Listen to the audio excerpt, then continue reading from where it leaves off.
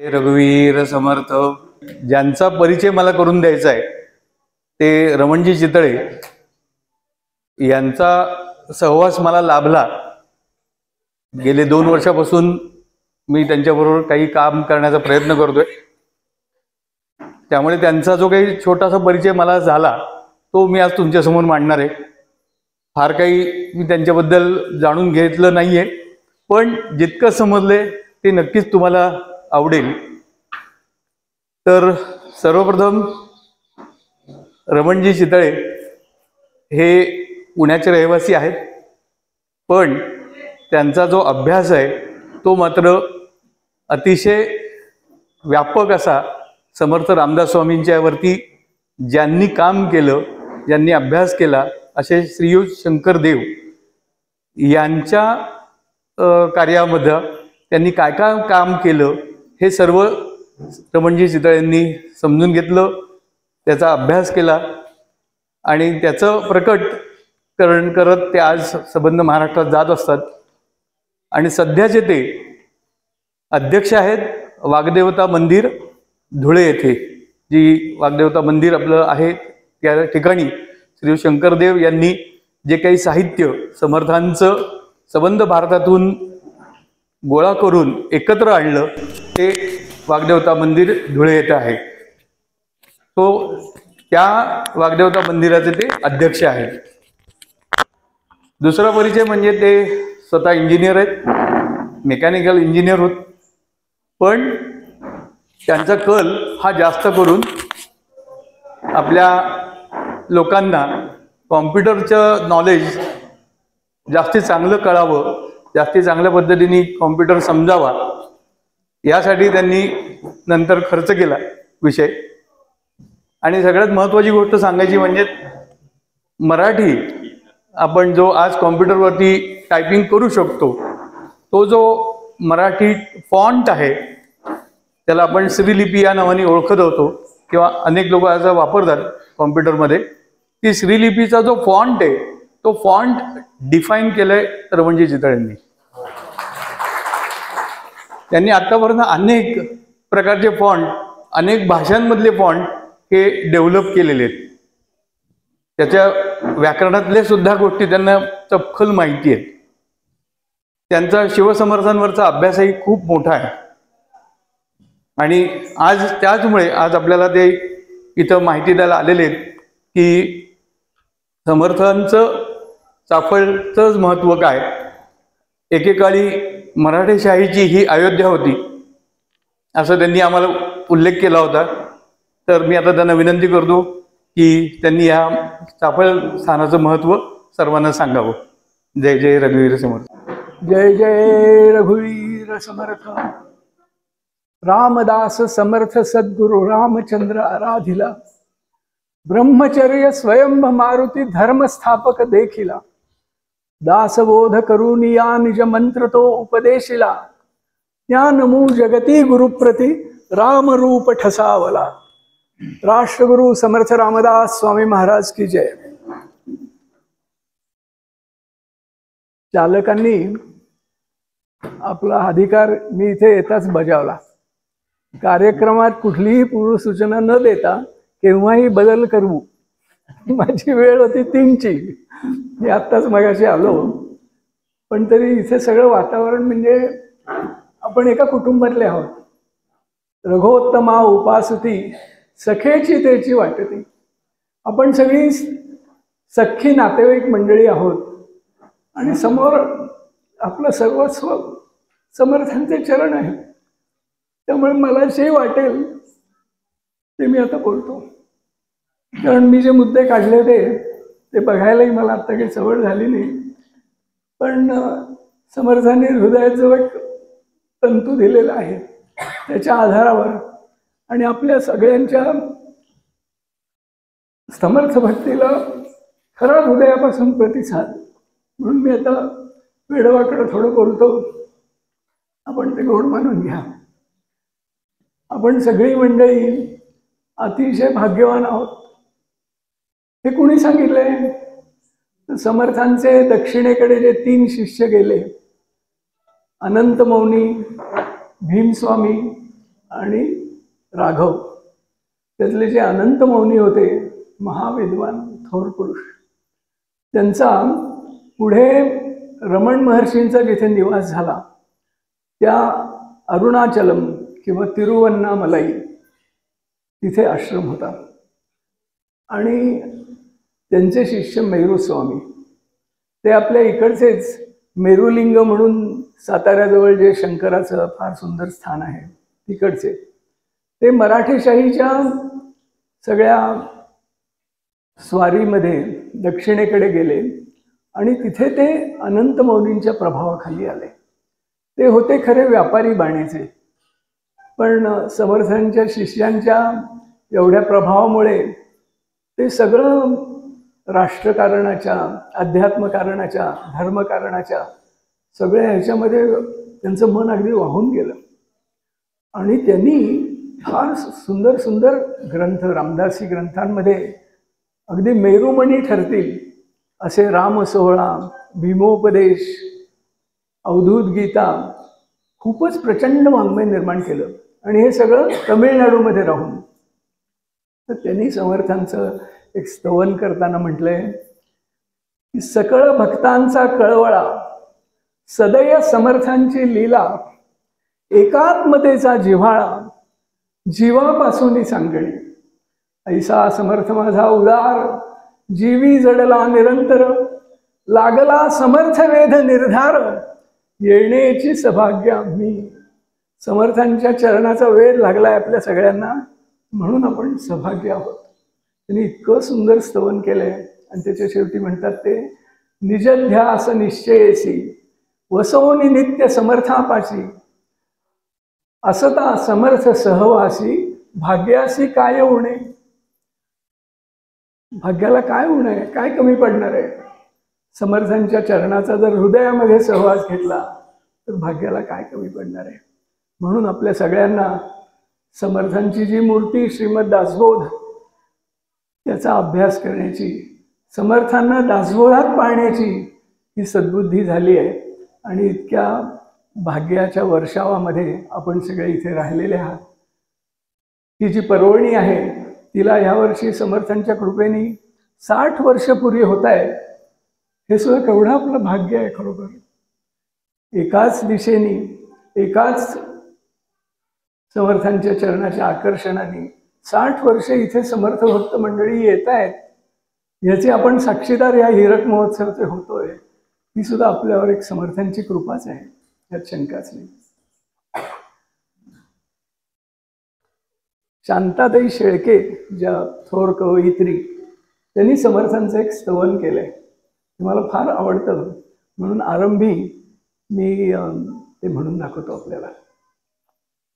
घळी माझी वा डोंगरी दूरवास, समस्ता जना उद्धरायास ध्यास, हराया जनी दैन्य अज्ञान चिंता, अटाटी अहोरात्र केली समर्था. जगी जागविला महाराष्ट्र धर्म, कळे भक्तीचे शक्तीचे मुख्य मर्म. विचारे जीवा योग प्रवृत्त केले. योग म्हणजे कर्मयोग. विचारे जीवा योग प्रवृत्त केले, जनी जीवनी सार सिद्धीस नेले. मनी ते असावे पुरे सावधान, धरावे तरी नित्य अध्यात्म भान. आम्हा दाविली जीवनाची इयत्ता, सदा बोधिली साक्षपी बुद्धी सत्ता. वरा देत रामा भवानी स्तवोनी, तुझा वाढवी राय शीघ्रे म्हणोनी. तिये मूळ माये उपासू शिकैले, सदा अंतरात्म्यासी त्वा जाणविले. जये देव बंधी तुनी सोडविले, खऱ्या राजधर्मा जगी रूढविले. प्रजापालनी जो सदा दक्ष भारी, जीवा हृदय तो राम कोदंडधारी. असे शक्ती संपन्न जो वायुसूत, हनुमंत तो श्रेष्ठ श्रीरामदूत. जगी भव्य उत्तुंग जो बुद्धिदाता, आम्हा दैवता त्या दिले श्री समर्था. जये शार्दुले शिवराये प्रतापे, दुराक्रामका मर्दुनी छत्र रूपे. मराठा जगी वैभवी उभविला, तया हातुनी धर्मत्वा स्थापियेला. जिथे राजनीती खरी धर्म्य आहे, प्रपंचातला तीव्र साक्षेप वाहे, जिथे आत्मभावा सवे यत्न सत्ता, स्वरूपा स्मरू दासबोधा समर्था. तुम्ही उग्र वज्रापरी पेटणारे, तुम्ही कोवळे अंतरी भेटणारे, विवेकी विरागी तुम्ही सत्वधारी, तुम्ही जाणते लोक कल्याणकारी. समर्था तुम्हा अंतरी आठवावे, तुम्ही बोलिला ते मनी साठवावे.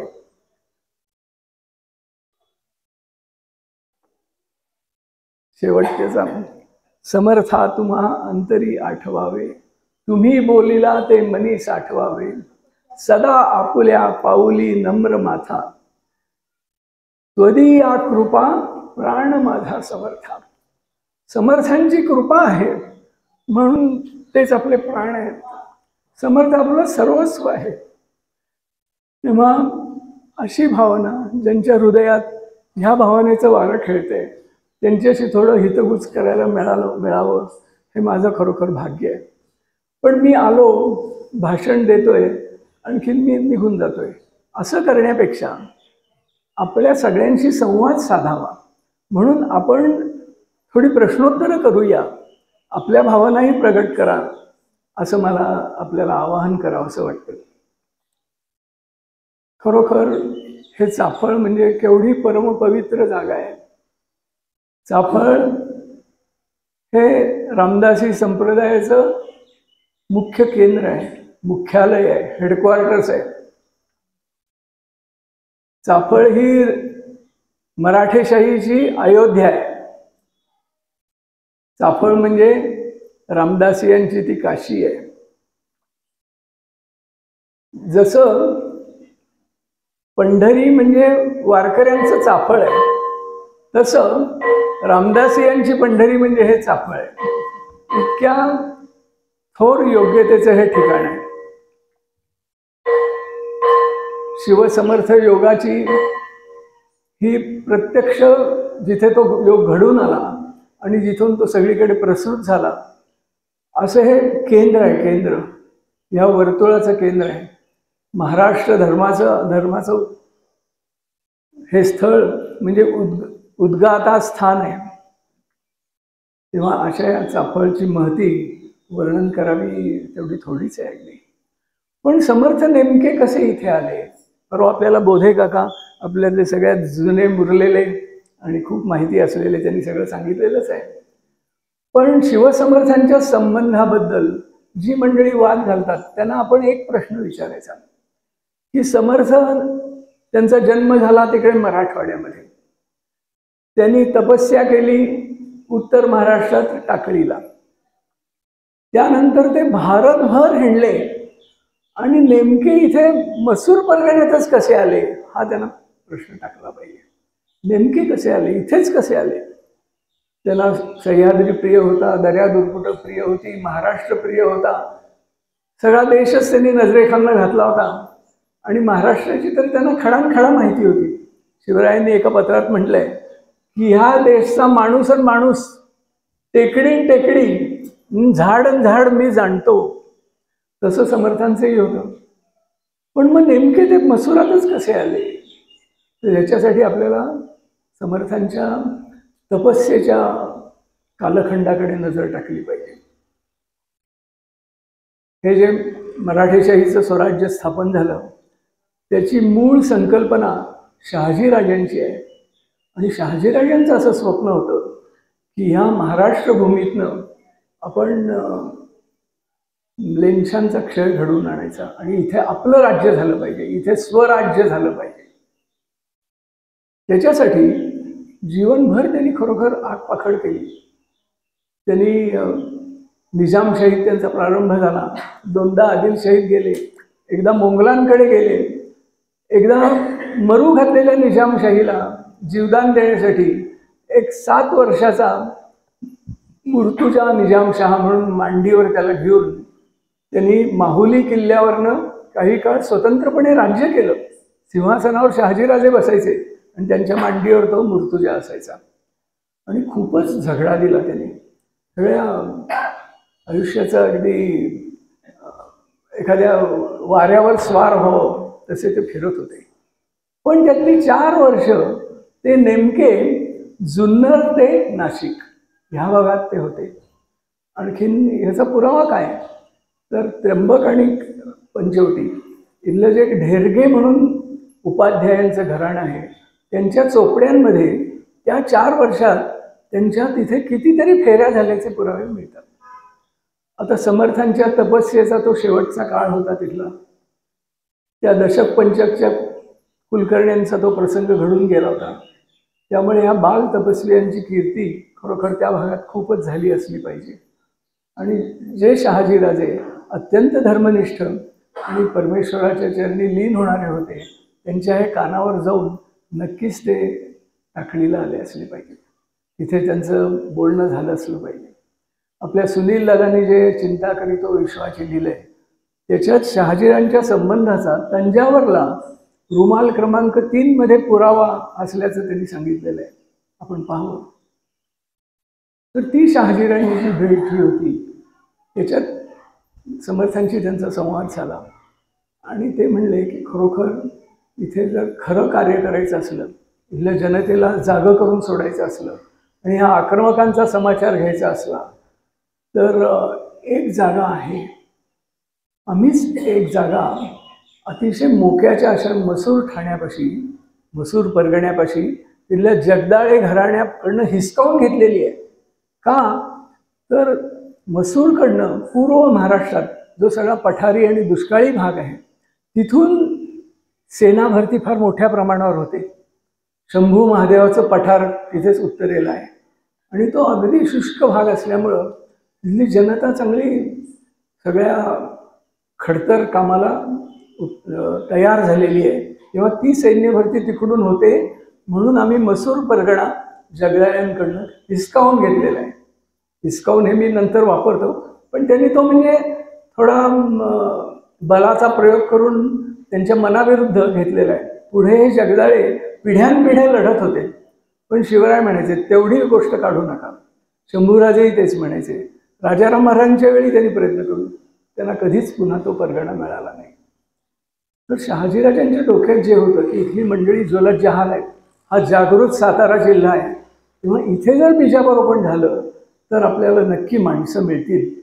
ह्या विचाराने त्यांनी समर्थांना सुचवलं की आपली इथे तपस्या झालेली आहे, आपल्या मनातही तेच तरंग आहे, तेव्हा आपण तिथे गेलात तर कसं काय होईल.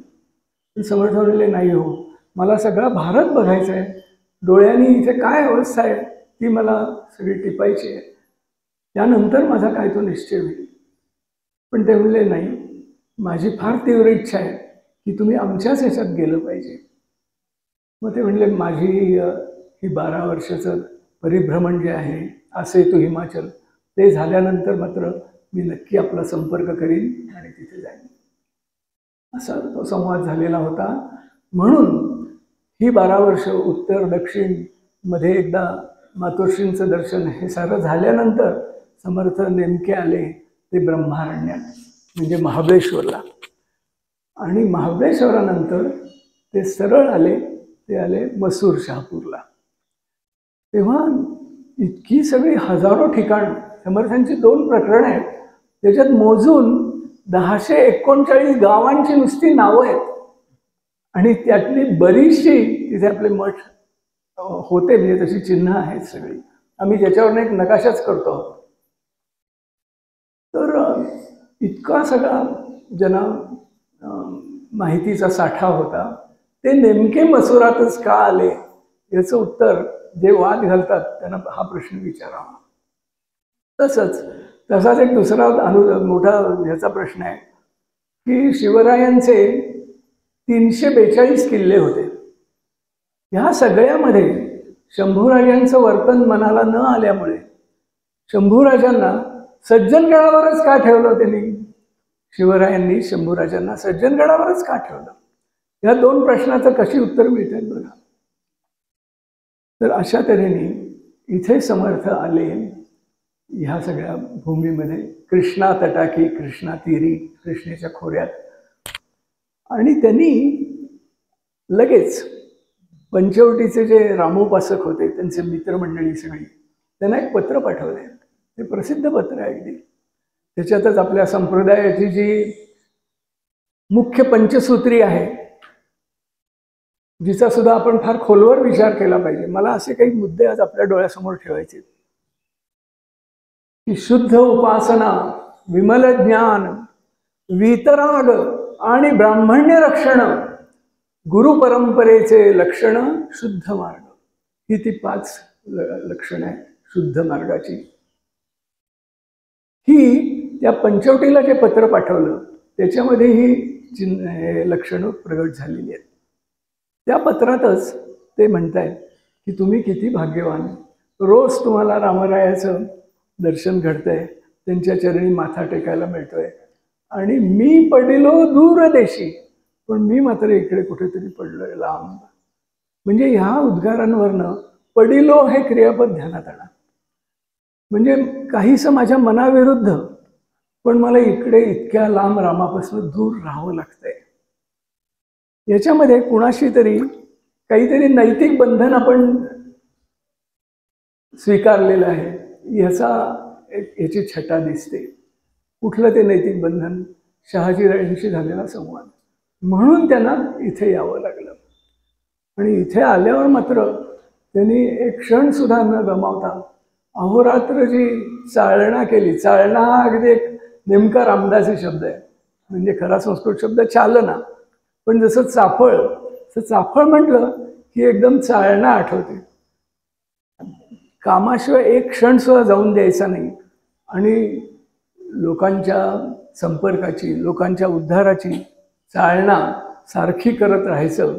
हा जो बाणा होता महाराष्ट्र धर्माचा, तो समर्थांनी आयुष्यातला सगळ्यात जास्ती कालखंड कुठे काढला असेल तर ह्या पुण्यभूमीत काढलेला आहे. म्हणजे समर्थांचं तसं परिभ्रमणच सारखं चालू असायचं, पण हे कुठले म्हणायचे समर्थ? तर जसं पंचायतनामध्ये आनंदमूर्ती ब्रह्मनाळकर, रंगनाथ स्वामी निगडीकर, केशव स्वामी भागानगरकर हैदराबादचे, आणि जयराम स्वामी बडगावकर इकडचे, आणि मग हे रामदास स्वामी कुठले? रामदास स्वामी चाफळकर. तर चाफळ या नावाने, म्हणजे चाफळ म्हणजे समर्थ, चाफळ म्हणजे समर्थ संप्रदाय, चाफळ म्हणजे समर्थांचं हृदय. आपण सगळी इतकी समर्थांची निष्ठावान मंडळी आहोत. आपल्या हृदयामध्ये काय दिसेल? समर्थांचे चरण दिसतील. त्या आपल्या समर्थांच्या हृदयामध्ये काय दिसेल? रघुनाथजी दिसतील. असं हे इतकं परमपवित्र ठिकाण आहे. आज आपण पाहतो अनेक क्षेत्रांचे केवढ्याल तिथे मोठ्या मोठ्या चालना चाललेल्या आहेत. अयोध्येचं तर काय बोलायलाच नको. फारच एक राष्ट्राच्या इतिहासातला महानमंगल क्षण आपण अनुभवलेला आहे 2च वर्षाखाली. उज्जैनीला झालंय, इतर अनेक ठिकाणी, पंढरीलाही झालंय, पण चाफळचं नाव कधी येतं का हो पुढे ऐकिवात? कुठेही नाही. हे सगळं आपल्या समर्थ भक्त मंडळींना आव्हान आहे, आव्हान. गाव करी ते राव काय करी, तसं आपण सगळ्यांनी जर मनावर घेतलं तर अनुदानं हजारो कोटी रुपयांची काहीही न मिळत, पण ही चाफळभूमी इथल्या सत्वाला जर जागली, तुम्हा आम्हामुळे जर जागली, तर राष्ट्रामध्ये प्रचंड परिवर्तन करून घेण्याची ताकद या भूमीमध्ये आहे. का? तर ही कार्यकर्त्यांची ही एक यंत्रणा आहे. चाफळ ही यंत्रणा आहे. तुम्हाला ते आज्ञापत्र आठवत असेल, उद्धवांच्या टाकळी मठामध्ये सापडलेलं. जी समर्थांनी आपल्या शिष्यांना सांगितलंय, कशी मुलं गोळा करा, तीक्ष्ण बुद्धीची सखोल मुलं हेरा, त्यांच्या मनामध्ये आत्मीयता निर्माण करा, ती तुमच्याशी सगळं मोकळेपणाने बोलतील असं करा, त्यांच्या मूलभूत संकल्पना पक्क्या करा, आणि मग त्यांना इकडे पाठवा. इकडे म्हणजे कुठे? ह्या चाफळला. म्हणजे त्यांचा सकळ गोवा आम्ही काढून टाकून त्यांना तयार करू आणि नाना देशी पाठवू महंत म्हणून. तर अशी ही कार्यकर्त्यांचा कारखाना आहे, निर्मिती स्थळ आहे. म्हणून आपल्यावर जबाबदारी काय आहे, तर आपण कार्यकर्ते व्हायला पाहिजे. हे मेळावे, ही शिबिरं कशासाठी असतात? ज्यांना माहिती नाही त्यांना अधिक माहिती व्हावी, ज्यांना माहिती आहे त्यांच्या हृदयामध्ये भक्ती अधिक दृढ व्हावी, ज्यांच्या हृदयात भक्ती दृढ झालेली ते कार्योद्युक्त व्हावी आणि त्यांनी ठिकठिकाणी कार्याला आरंभ करावा. अशीच केंद्र निर्णाळी निर्माण करावी, जाणती मंडळी करावी, स्वतः जाणतं व्हावं आणि जाणती करावी. हा जो समर्थांचा उपदेश आहे त्याचं प्रत्यक्ष अधिष्ठान म्हणजे हे चाफळ आहे. त्यामुळं चाफळचा खरा उद्धार, सरकारने 2000 कोटी रुपये दिले आणि इथे सगळीकडे उपवनं सगळी छान दिसायला लागली तर झाला आहे उद्धार तो, असं म्हणता येणार नाही. इथे जर 200 कार्यकर्ते जीवन सर्वस्व दिलेले निर्माण झाले तर हे 2000 कोटी काय, 2 अब्ज रुपये जगातनं आपल्याकडे येतील. तेव्हा कार्यकर्ते, माणसं तयार करणं हे सगळ्यात महत्त्वाचं आहे. ते जर कार्य झालं नाही तर काहीच झालं नाही. ते कार्य व्हावं, आपण सगळ्यांनी खरं कार्यकर्तं बनावं, यासाठी या चाफळ भूमीचं आकर्षण आपल्याला झालं आहे. आणि आपण इथे इतक्या आवडीने इथे आलेले. रघुनाथ भटांना जे पत्र पाठवले समर्थांनी, एकमेव समर्थांचं गद्यपत्र त्यांच्या हातचं मिळालेलं आहे. त्याच्यात त्यांनी काय म्हटलंय, तुमचे मन मजवरी बहुत आहे, ते तुमचे आवडीच्या गुणे, कल्याण होईल ऐसे नेमस्त चिन्ह दिसते. नेमस्त म्हणजे जहालमावळमधले नेमस्त नव्हे, नेमस्त म्हणजे नियमबद्ध. नक्की समर्थांच्या चरणाबद्दल आपल्या मनात जी आवड निर्माण झालेली आहे त्याचं फळ काय होईल? कल्याण होईल, खरं कल्याण होईल. आपण आणि आपल्या 42 पिढ्या उद्धरतील याच्यासाठी इथे यायचं आहे आणि कार्यकर्ता व्हायचं आहे. इथे आल्यानंतर समर्थांनी सगळीकडे लोकजागृतीचा आरंभ केला. त्यांना इथे प्रथम एक केंद्र निर्माण करायचं होतं, म्हणून रघुनाथजींचं मंदिर बांधायचं असं त्यांनी ठरवलं. मंदिर बांधायला घेतलं त्याच वेळी शिवरायांनी त्यांचा संपर्क केला आणि त्यांनी सांगितलं मी उभारून देतो मंदिर. म्हणजे किती जुनी गोष्ट आहे ही बघा. मी पुढे येतो त्या विषयाकडे. तर मी मंदिर बांधून देतो. तर समर्थांनी सांगितलं नको, हे माझ्या शिष्यांकरवी होईल. करवी न अनंत हस्ते समर्थ प्रतापात म्हटलेलं आहे. आणि दासविश्रामधामात सांगितलेलं आहे की इथे हजारो कारागीर, समर्थांचे शिष्य, समर्थांचे भक्त सगळ्यांचा इथे मेळा होता. आणि ते सुंदर रामा रघुपती रामा, रामा रे राघोबा रे, तुझ्या चरणांनी पावन करी तू आम्हा रे, असा सारखा इथे गजर ह्याच भूमीमध्ये इथे अहोरात्र चालायचा. आणि त्या गजरामध्ये हे राम मंदिर उभं राहिलेलं आहे.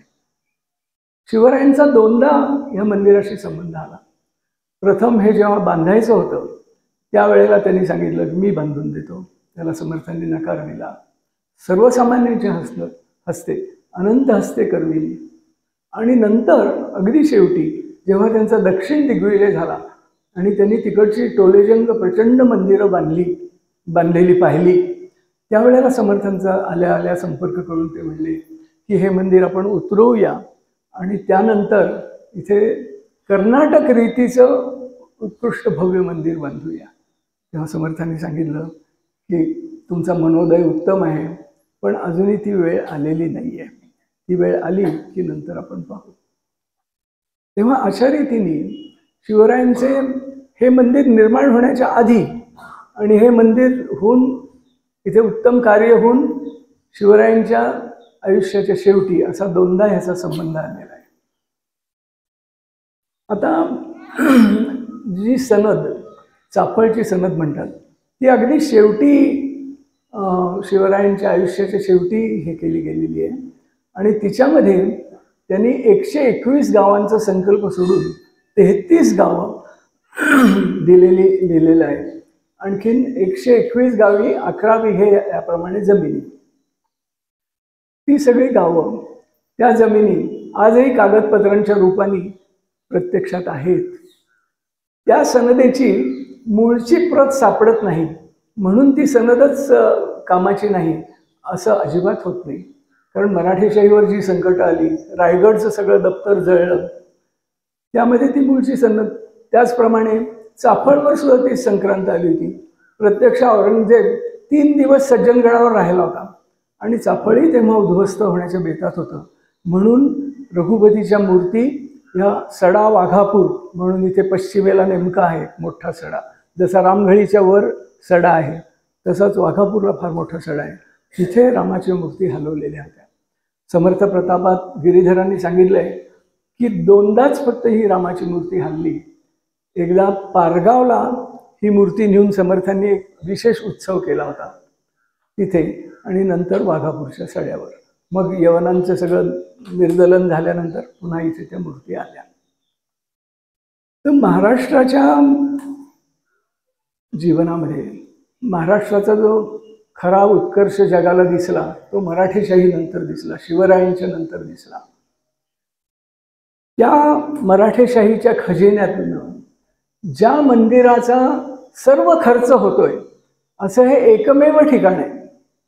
अगदी पारपत्य अधिकाऱ्याच्या वेतनापासनं, उपजीविकेपासनं, एखाद्या अगदी माळ्याच्या वेतनापर्यंत किंवा गुरांच्या चाऱ्यापर्यंत जे काही लागतं त्या सगळ्याची तरतूद त्या मोहिनीमध्ये शिवरायांनी केलेली होती.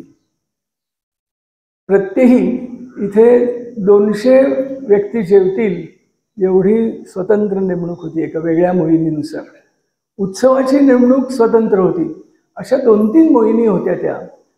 त्या प्रत्यक्ष जरी मिळाल्या नाहीत, रायगडवर त्या गेल्या असतील, पण शंभूराजांनी शिवरायांच्या नंतर त्याच मूळच्या मोहिनींची तंतोतंत नक्कल अशा ज्या मोहिनी केल्या त्या मात्र आज आपल्या हातात आहेत, अगदी अस्सल पद्धती. तेव्हा असं दुसरं कुठलंही ठिकाण नाही पृथ्वीच्या पाठीवर की जिथला सर्व खर्च हा 1848 सालापर्यंत मराठीशाही जिवंत होईपर्यंत, जिवंत असेपर्यंत, म्हणजे खालसा होण्याच्या आधीपर्यंत मराठीशाहीच्या खजिन्यातनं व्हायचा. त्यांचं कुलदैवत शंभू महादेव शिखर शिंगणापूरचं, त्याचा सुद्धा एवढा खर्चातला वाटा मराठीशाहीने उचललेला नव्हता. त्याला अपवाद एकच, पण ते त्यांचं घरचंच ठिकाण होतं की तुळजाभवानी जी तुळजापुराला आहे तिची स्थापना प्रतापगडावर त्यांनी केली आणि तिथलाही असाच सर, पण ते त्यांच्या घरचंच होतं. प्रतापगड हे त्यांचं घरच आहे. आज सुद्धा प्रतापगड हा भोसले वंशीयांच्या ताब्यात आहे आज सुद्धा. आणि त्यांचं खाजगी ठिकाण असलेलं आमचं गाव लिंब गोवे, तिथला म्हणजे 12 मोटांची विहीर आपण पाहिली असेल कदाचित, तो भाग तो अजूनही भोसले घराण्याकडेच आहे. तर असं हे ठिकाण फार महत्त्वाचं आहे की ज्याचा सगळा खर्च, आणि ते काही महत्त्व असल्याशिवाय असं काही होणार नाही. एक आपला जो विषय आहे त्याच्या अनुरोधाने समर्थ प्रतापातली एक ओवी फार महत्त्वाची आहे. समर्थ प्रतापात चाफळचं 2 समासांमध्ये 21 समासांचा ग्रंथ आहे तो, आणि त्यातल्या 4थ्या आणि 20व्या समासात केवळ चाफळचं वर्णन आहे. 4थ्या समासामध्ये तो लहान आहे समास, पण चाफळची जेव्हा स्थापना झाली मूर्तीची त्यावेळेला समर्थ कसे दिसत होते, काय काय झालं हे सगळं सांगितलेलं आहे. आणि 20वा समास तर फारच मोठा आहे, त्याच्यामध्ये ती महत्त्वाची ओवी आली. समर्थ प्रतापातली अत्यंत महत्त्वाची ओवी म्हणजे श्रीराम समर्थ उपासना, आकल्प संकल्प परंपरा जाणा, धर्मस्थापना जगज्जीवना, भरतखंडी करणे असे. ही सगळ्यात महत्त्वाची ओवी आहे की जगज्जीवनाच्या म्हणजे त्या अंतरात्म्याच्या म्हणजे आत्मारामाच्या मनातच असं आलंय की भारतवर्षामध्ये धर्मस्थापना करायची. आपल्या समर्थांच्या अवताराचं वैशिष्ट्य कोणचं आहे? सगळ्यात मोठं वैशिष्ट्य, कारण अध्यात्म सांगणारे, अध्यात्माचा वर्षाव करणारे अनेक महानुभाव नाना संप्रदायांमध्ये या भरतभूमीमध्ये झाले, पण ज्यांनी धर्मस्थापनेचा हव्यास धरला, धर्मस्थापना हा ज्यांचा निधिध्यास होता, असे फक्त आचार्य आणि समर्थ एवढे 2 महान व्यक्ती निघाल्या. तर त्या 20व्या समासामध्ये अत्यंत महत्त्वाची ओवी आपल्याला सांगतो की श्रीराम समर्थासी पश्चिम सिद्धांती राहणे. पश्चिम सिद्धांती म्हणजे काय, तर पूर्व पक्ष उत्तर पक्ष, त्याच्यामध्ये उत्तर पक्षाला गिरीधरांनी पश्चिम म्हटलेलं आहे. तर पूर्व पक्ष म्हणजे ह्या सगळ्या सृष्टीची उभारणी आणि उत्तर पक्ष म्हणजे अंतरात्म्याची उपासना. तर श्रीराम समर्थासी पश्चिम सिद्धांती राहणे, सद्गुरु समर्थासी पश्चिम पर्वती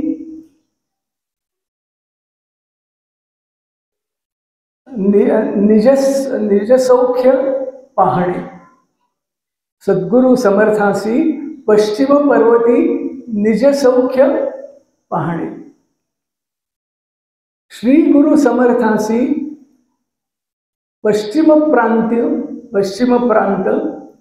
स्वधर्म राज्य पाळणे. आता पाळणे हे क्रियापद फार महत्वाचं आहे. श्री गुरु समर्थासी पश्चिम प्रांत स्वधर्म राज्य पाळणे. पाळणे म्हणजे त्याचं पालक आपण होणं.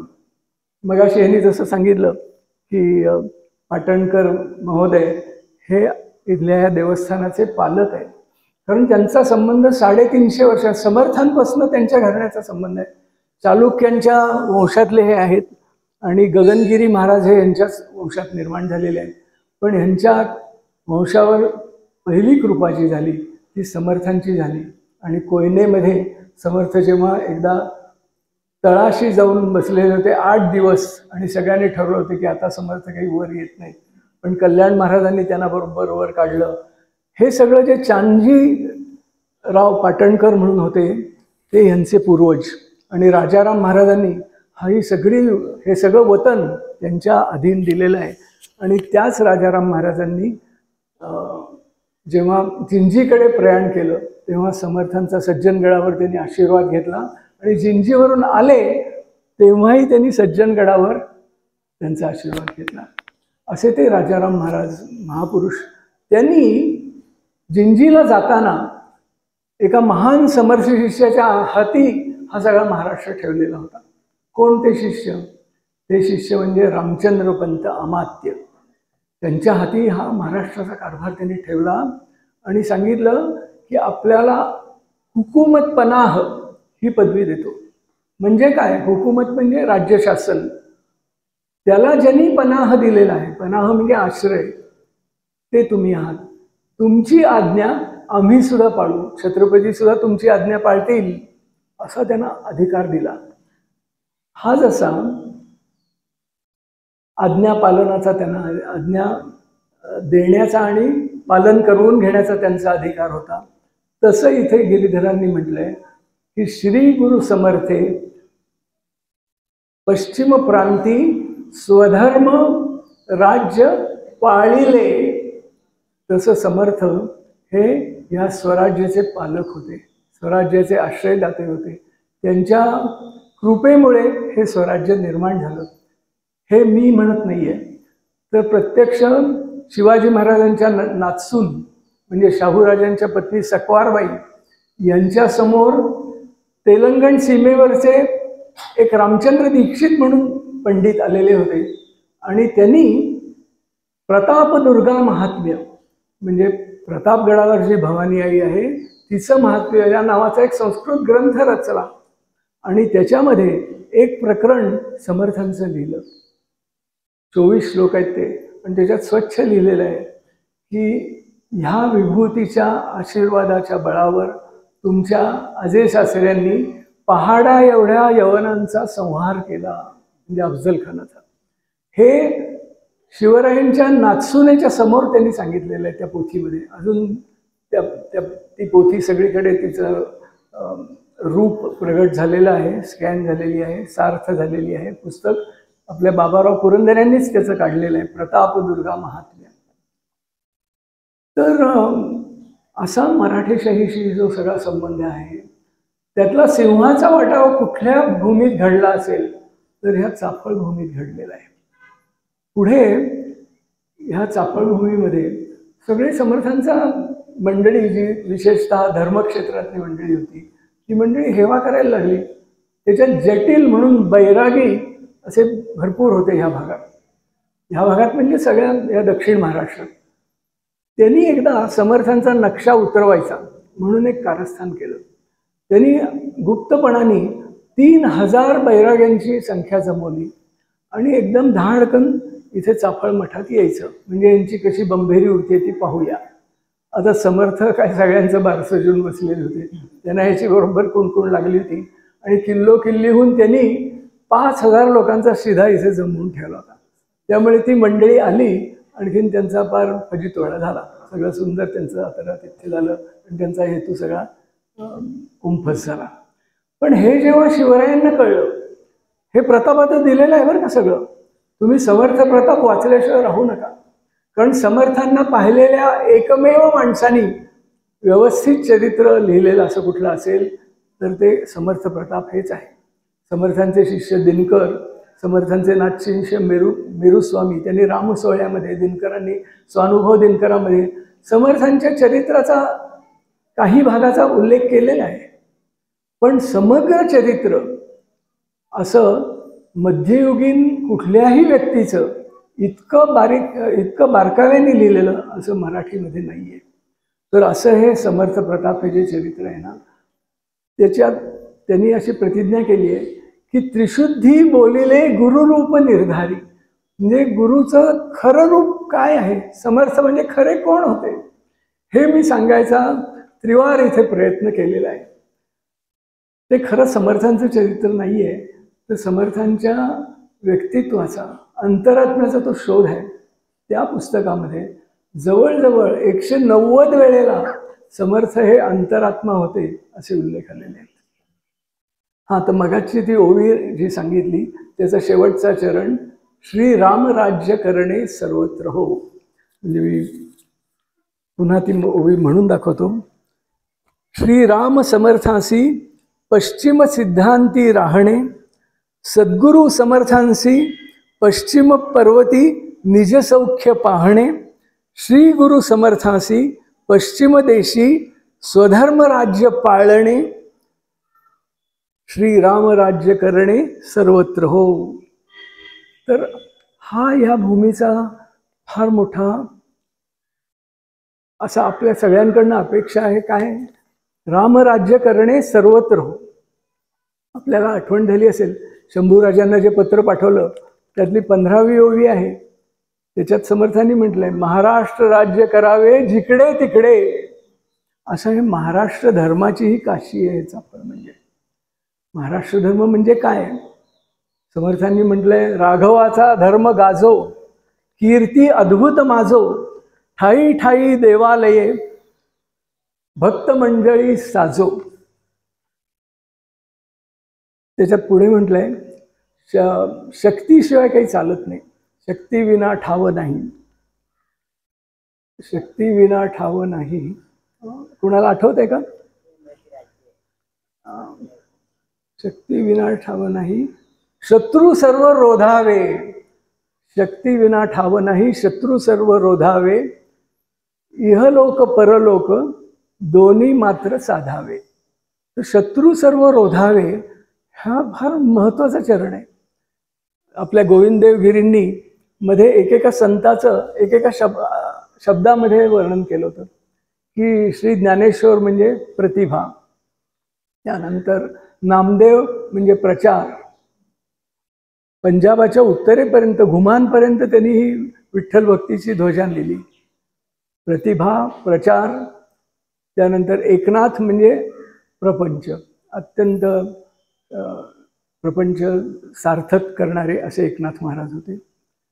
त्यानंतर तुकाराम महाराज म्हणजे प्रपत्ती, म्हणजे गुरुचरणी लोधून पडणं. तुम्ही हरिपाठ जर वाचला असेल तुकाराम महाराजांचा, तर पडून राहीन त्यांचे पायी सद्गुरूंच्या, असं त्यांनी फार सुंदर अभंग आहे तो, आणि तो आपल्या बाबा महाराजांनी म्हटलाही फार सुरेख. तर ती प्रपत्ती आणि समर्थांचं काय वैशिष्ट्य? प्रतिकार, अन्यायाचा प्रतिकार, आक्रमणाचा प्रतिकार, हा सगळा केवळ समर्थांच्या वाङ्मयामध्ये दिसतो. कारण समर्थ वाङ्मय हे परिपूर्ण वाङ्मय आहे. श्रीमद दासबोध हा जीवन ग्रंथ आहे.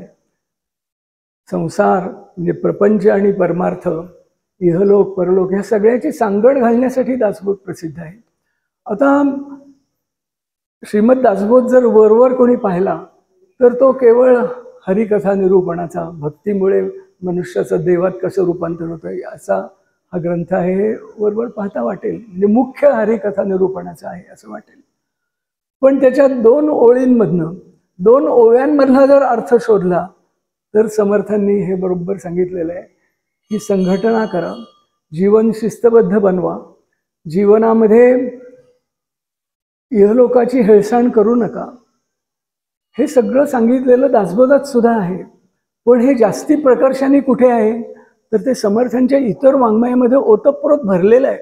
काही तर वाङ्मय प्रकार केवळ ह्या शिकवणीसाठीच समर्थांनी लिहिलेत का काय असं वाटावं. म्हणजे समर्थांच्या शिकवणीमध्ये 2 संतुलित भाग आहेत. एक पहिला अध्यात्म साधना आणि दुसरा धर्म संस्थापना. तर ह्या धर्मसंस्थापना कार्याकडे लक्ष देण्याची अतिशय आवश्यकता आहे. कारण अध्यात्म सांगणारी फारच मोठ्या संख्येने मंडळी आहेत. अगदी खरं खरं अध्यात्म, खरं इंगित सांगणारी फार थोर महानुभाव मंडळी आहेत.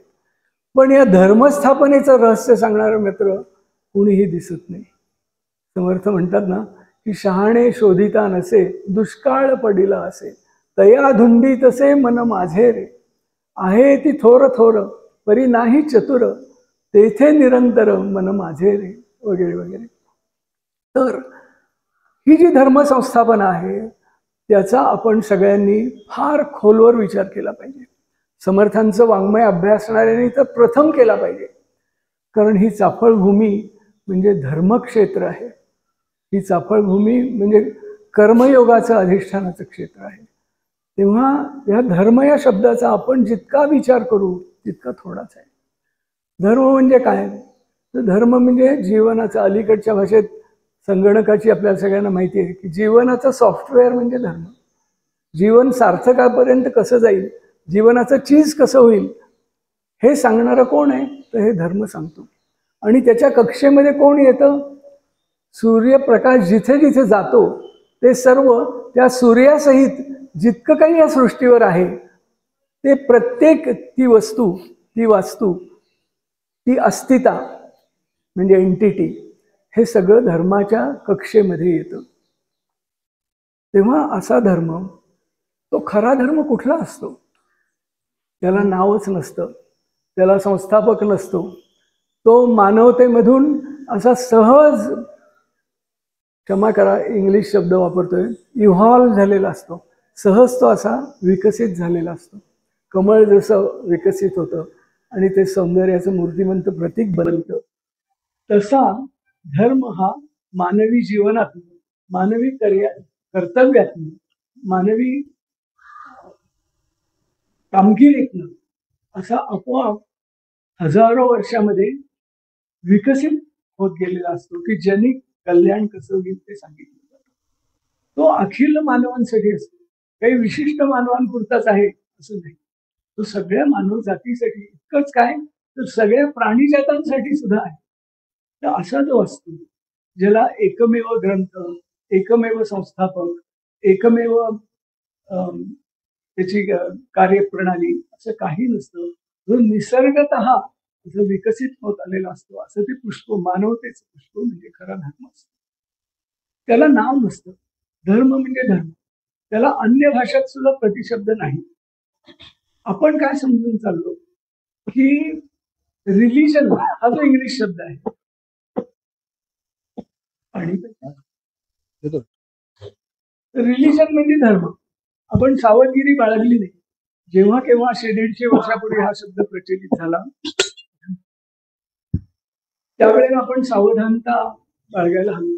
समर्थांनी काय सांगितलंय, तिसरे ते सावधपण सर्व विषयी. तो त्यावेळी रूढ होतानाच आपण जर नेमकेपणा दाखवला असता तर रिलिजन म्हणजे धर्म नाही हे आपल्याला जगाला ओरडून सांगता आलं असतं. कारण रिलिजन म्हणजे काय तर रिलिजन म्हणजे विशिष्ट धर्माच्या नावावर केलेली संघटना. म्हणजे गौतम बुद्धाच्या उपदेशामध्ये ते आहे की बुद्धम शरणम गच्छामि, म्हणजे ज्याची बुद्धी प्रकाशित झालेली आहे परमेश्वरी ज्ञानाने, तो बुद्ध, त्याला मी शरण देतो. दुसरं ज्याच्याकडे आपलं दुर्लक्ष झालं ते म्हणजे संघम शरणम गच्छामि. जो संघ आहे, जी संघटना आहे, जी शिस्तीमध्ये बांधलेली आहे धर्मासाठीच, ती संघटना म्हणजे त्या संघाला मी शरण देतो. आणि शेवटचं धम्मम शरणम गच्छामि, त्या धर्माला मी शरण देतो. तर असं तो धर्म, बुद्ध काय एवढा महापुरुष अवतारी पुरुष होता, त्यांनी धर्माला नाव दिलं असतं, या बौद्ध धर्माला मी शरण जातो असं म्हणा, पण नाही. जसं बुद्धांनी सांगितलं नाही तसं आपल्या समर्थांनीही सांगितलं नाही. धर्मस्थापनेचा हव्यास, धर्मस्थापनेचे नरक, सगळं पुढच्या शिष्यांच्या प्रकारांमध्ये सुद्धा की धर्माच्या स्थापनेसाठी राजकारण, हे गिरीधरांनी सांगितलंय, आत्मारामांनी सांगितलंय, दिनकरांनी सांगितलंय, मेरूंनी सांगितलं, सगळ्यांनी हेच सांगितलेलं आहे. तर असा तो जो धर्म आहे त्याला प्रतिशब्द नाही. मजहब हा जो फारसी मधला शब्द आहे त्याच्यासारखा धर्माला काहीसा जवळ असलेला दीन हा शब्द आहे, तो थोडासा जवळ आहे, पण तो सुद्धा धर्म इतका व्यापक नाहीये. तर धर्माचं हे व्यापक स्वरूप ध्यानात घेऊन आपले समर्थ धर्मसंस्थापक कसे होते याचा आपण विचार केला पाहिजे, याचं चिंतन केलं पाहिजे. कारण धर्म हा एखाद्या निखाऱ्यासारखा असतो. निखाऱ्यावर सारखी राख येत असते, कारण ज्वलन होत असतं आणि त्या ज्वलनाने ते जे तो कर्ब असतो, कार्बन, त्याची राख निर्माण होते. त्यामुळं ती राख सारखी निखारा जर प्रज्वलित ठेवायचा, त्याच्यापासून उष्णता मिळवायची, तर सारखी फुंकर घालावी लागते. ती फुंकर म्हणजे धर्मस्थापना. धर्मस्थापना म्हणजे कुठला तरी पंथ काढणं असा मर्यादित अर्थ अजिबात नाही. धर्मस्थापना म्हणजे धर्म जो प्रचलित आहेच तो आज थोडासा क्षीण झालाय. गीतेमध्ये प्रभूंनी सांगितलंय ना की यदा यदा ही धर्मस्य ग्लानिर्भवती, धर्माला ग्लानी आली, त्याच्यावर राख साचली, ग्लानिर्भवती भारत अभ्युत्थानम धर्मस्य तदात्मानं सृजामि. तर त्यावेळेला मी जन्माला येतो, जन्म घेतो. तसे आपले समर्थ धर्मस्थापनेसाठी अवतार घेते झाले आणि ते सगळं धर्मस्थापनेचं जे कार्य आहे ते समर्थांचं सगळ्यात मोठं वैशिष्ट्य आहे आणि ते ह्या साफलभूमीत घडलेलं आहे. हा सगळ्यात महत्वाचा भाग आहे.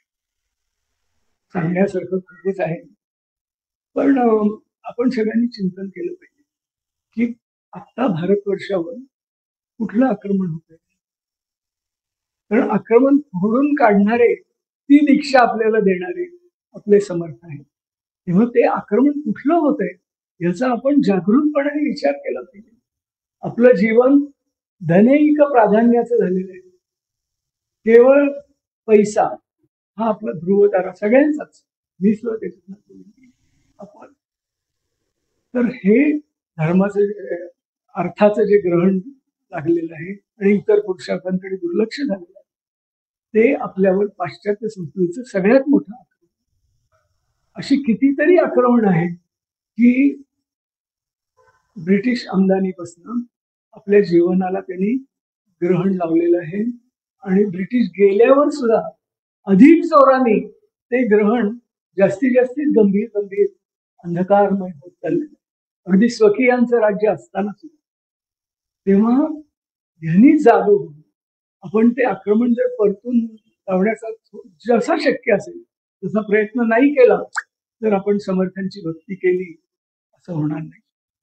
त्या भक्तीतनं आपल्याला ही चेतना मिळाली पाहिजे की आक्रमणाचा निष्पात करू. केवळ धनैक प्राधान्य होणार नाही आमच्या जीवनामध्ये. केवळ शहरं केंद्रीभूत होऊन पाश्चात्य किंवा अन्य संस्कृतीच्या आक्रमणाची अनुकूल स्थानं सध्या बनत आहेत.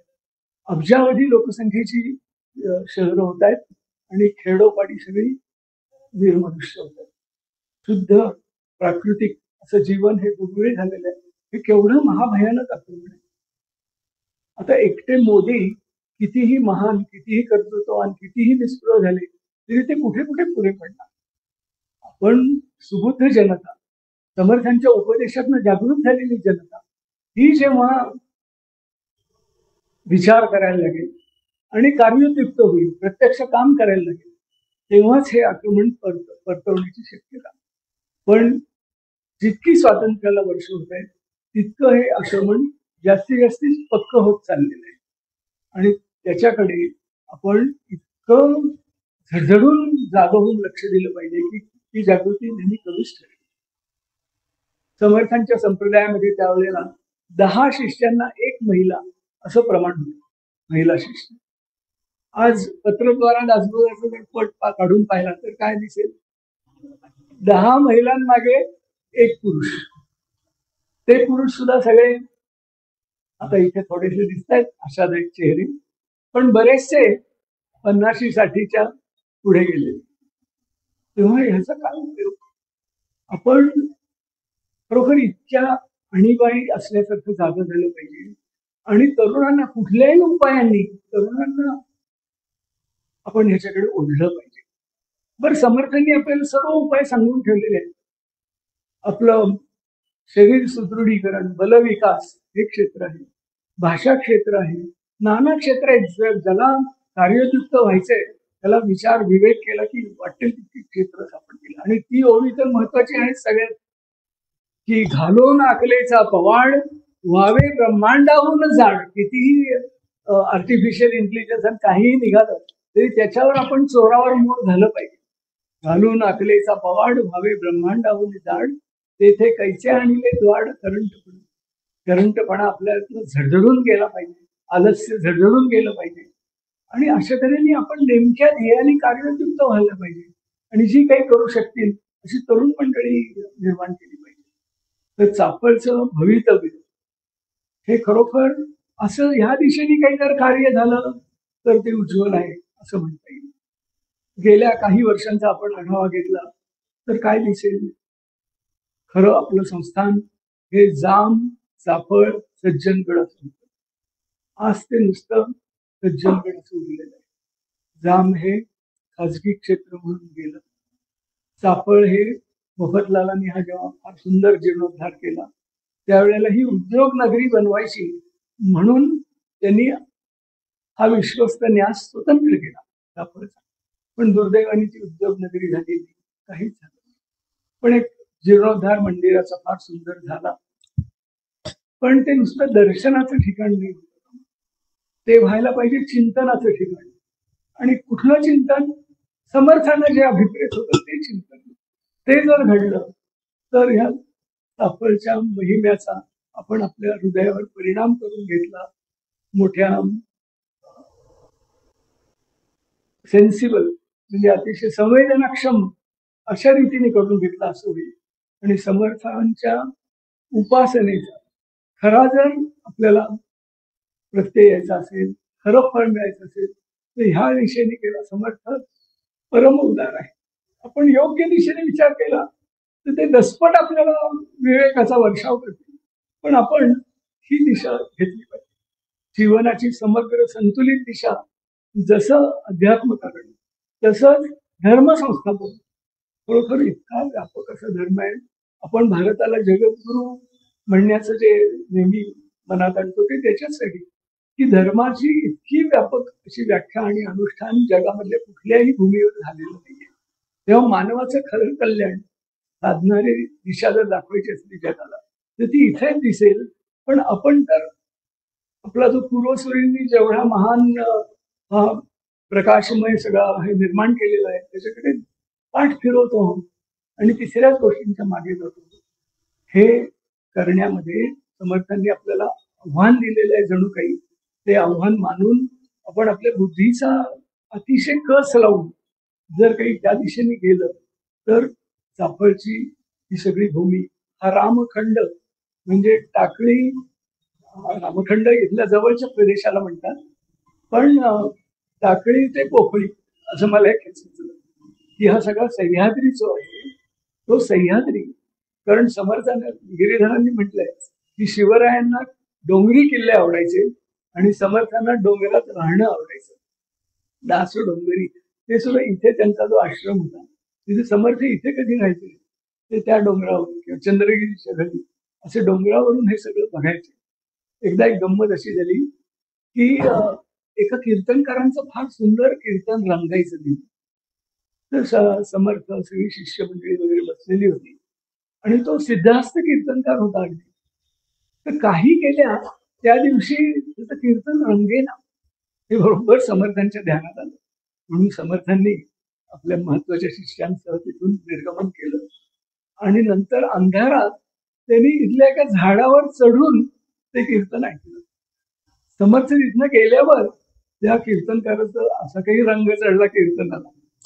तर तसं तुम्ही इतकी सगळी अभ्यासी आणि खूप याच्यामध्ये बुडून गेलेली मंडळी आहात, तेव्हा मला नेमकं काही सांगता येत नाहीये. त्यांचा माझ्यावर जरा परिचय होतोय, पण तरी माझ्या सांगण्यातला जो एक मध्यबिंदू आहे तो कृपा करून आपण ध्यानात घ्या की धर्म म्हणजे रिलिजन नव्हे, याचा सगळीकडे आपण पुकारा केला पाहिजे. कारण धर्म म्हणजे रिलिजन मानलं तर सेक्युलरिझम हा जो जळीस्थळी आपल्याला दिसतोय, घटनेत दिसतोय, इकडे दिसतोय, तिकडे दिसतोय, सगळी मंडळी हे करतात की धर्म घरी ठेवा आणि बाहेरचं सगळं तिथे धर्माचा काही लव दिसतो. ही इतकी अज्ञानी विधान आहेत सगळी. सर्व धर्म समभाव. अरे धर्म एकच असतो. भारतीय कल्पनेनुसार धर्म एकच आहे. सर्व धर्म कुठून आणले? एकच जो खरा धर्म आहे त्याचं जागरण इथे घडलं पाहिजे. आणि इतर जी धर्माच्या नावावर केलेल्या संघटना आहेत त्यांचे जे चांगले वाईट उद्योग चाललेले आहेत त्याच्यावर आपण नियंत्रण मिळवलं पाहिजे. आणि त्यांचा सुद्धा त्या संघटनांनी जो त्यांचा बुद्धिभेद केलेला आहे तो आपण दूर केला पाहिजे. तर आपण समर्थांची खरी मंडळी. तर हे सगळं करायला आपण मनन चिंतन करून याचा ध्यास घेतला पाहिजे आणि ह्या कार्याला लागलं पाहिजे. आमच्या धुळ्याला आम्ही ठरवलंय, सगळीकडे पाहाल तर नुसते वास्तुरूप जीर्णोद्धार होत आहे, पण तळमळीने कार्यकर्त्यांचे जीर्णोद्धार कुठे होत नाहीये. धुळं पहा, आपली टाकळी पहा, जाम पहा, चाफळ सुद्धा बघा, सगळीकडे वास्तुरूप सगळी छान व्हायला लागली. पण तिथे कार्यकर्त्यांचा जथ्था आहे. 5-25 कार्यकर्ते निस्पृह आणि निरीक्षक आणि केवळ देशाधर्माची चिंता करणारे असे निर्माण होतात. असं दुर्मिळ दृश्य दुर्दैवाने, क्षमा करा, पण कुठेच दिसत नाही. ते दिसलं नाही तर समर्थांनी एवढा जो आदर्श निर्माण केला त्याला आपण न्याय दिला असं होईल का? म्हणून आपण जागं झालं पाहिजे. कितीतरी गोष्टी मला सांगायच्या मनात होत्या, पण एका विशिष्ट रचनेतनं मला नाही सांगता. पण मी आपल्याला आवाहन करतो की थोडीशी आपण याच्यावर चर्चा करूया. तेव्हा कुणाला काही बोलायचं असलं, विचारायचं असलं, स्पष्टीकरण करायचं असलं तर कृपा करून सांगा, म्हणजे हा संवाद निर्माण झाला. एक प्रश्न असा विचारायचा आहे. तुमचा अभ्यास चांगला आहे त्याच्यामुळे तुम्हालाच विचारायला पाहिजे. 1672 की 1649 भेट झाली, त्यातले 1649चे तर्क किती आणि पुरावे किती? 1649 भरपूर पुरावे आहेत, फक्त ते प्रत्यक्ष जे कागदपत्र नाहीये. कारण समर्थांचं मुख्यच काय पुकार आहे, उदंड करी गुप्त रूपे भिकाऱ्यासारिखा स्वरूपे. तर ज्यांना गुप्तच ते ठेवायचं फक्त कंकणच ज्यांनी बांधले ते काय उघड निर्माण करतील? ते काही त्याचे पुरावे ठेवण्यासाठी अशी कागदपत्र निर्माण करतील? 1672 सालच्या नंतरची कागदपत्र मिळतात, त्याच्या आधीची काम मिळत नाहीत असा सगळे लोक प्रश्न करतात. त्याला शिवरायांच्या जीवनाकडे पाहिलं पाहिजे. 45 साली, 30 साली जन्मले, 45 साली उद्योग सुरू झाला, त्यानंतर 57 साली अफजलवध झाला, 67 साली जयसिंग पिलेखानाची स्वारी झाली, त्यानंतर महाराज आग्र्याला जाऊन आले, त्याच्यामध्ये अर्धपाऊण वर्ष गेलं. त्यानंतर जे सगळे किल्ले गेलेले होते ते परत मिळवण्यासाठी आणि त्याच्या आधी वातावरण निवळण्यासाठी शिवरायांच्या चरित्रामध्ये जवळजवळ 4 वर्ष काहीच दिसत नाही. ती जी 4 वर्ष होती त्याच्यामध्ये महाराजांनी जाणलं की आता काहीतरी दृश्य स्वरूप व्यक्त होईल मराठीशाहीचं, असं आपण केलं पाहिजे. आणि त्याचा कळस म्हणजे 74 साली झालेला राज्याभिषेक. त्याच वेळी समर्थांचंही असं चिंतन असं झालं असलं पाहिजे की आता हे गुप्ततेचा अतिरेकी बाजार तपानुतप आपण केला, थोडस उघडकीला याला काही हरकत नाही. म्हणून समर्थ प्रतापात ह्याचं सगळ्याचं उलगडण होतं. समर्थ प्रताप हे समर्थांना पाहिलेल्या समकालीन व्यक्तींनी म्हणजे समर्थांच्या एका प्रशिष्यानी लिहिलेलं आहे. त्यामुळे त्याला ऐतिहासिक कागदपत्रांनी इतकंच महत्व आहे आता ते ओवी रूपात असलं 1332 ओव्या आहेत फक्त, 21 समास आहेत आणि 1332 ओव्या, पण त्यातला प्रत्येक शब्द मोलाचा आहे. मगाशी मी जी ओवी सांगितली त्याच्यामध्ये पश्चिम सिद्धांती राहणे म्हणजे अंतरात्म्याची उपासना, उत्तर मीमांसेतून. त्यानंतर पर्वतांच्या छायेमध्ये निजसौख्य अनुभवणं, निजसौख्य पाहणं, म्हणजे सगळी ही दऱ्या दुर्कुट घळी आणि सगळा सह्याद्री तो पायाखाली पादाक्रांत समर्थ सारखं करत होते आणि इथल्या जनतेला उठवत होते. तर आणि त्यानंतर स्वधर्म राज्य संस्थापना जी केली, ते राज्य पाळलं म्हणजे त्याला आश्रय दिला, म्हणजे ते निर्माण केलं, त्याच्यासाठी पुरस्कार केला, ते सगळं केलं. आणि शेवटचं रामराज्य करणे सर्वत्र, महाराष्ट्र राज्य करावे जिकडे तिकडे, हा जो पुकार आहे. महाराष्ट्र धर्माचं तरी रहस्य काय? तर महाराष्ट्र धर्माचं रहस्य म्हणजे आक्रमकांना तोंड देऊन त्यांना खडे चालणं, ही जी प्रवृत्ती इथे रुजली गेली समर्थांच्या उपदेशामुळे, ही सगळीकडे करणं म्हणजे महाराष्ट्र धर्म पसरवणं. महाराष्ट्र याचा अर्थ तरी काय? राष्ट्र महान कसं होईल याची जो चिंता करतो तो महाराष्ट्र.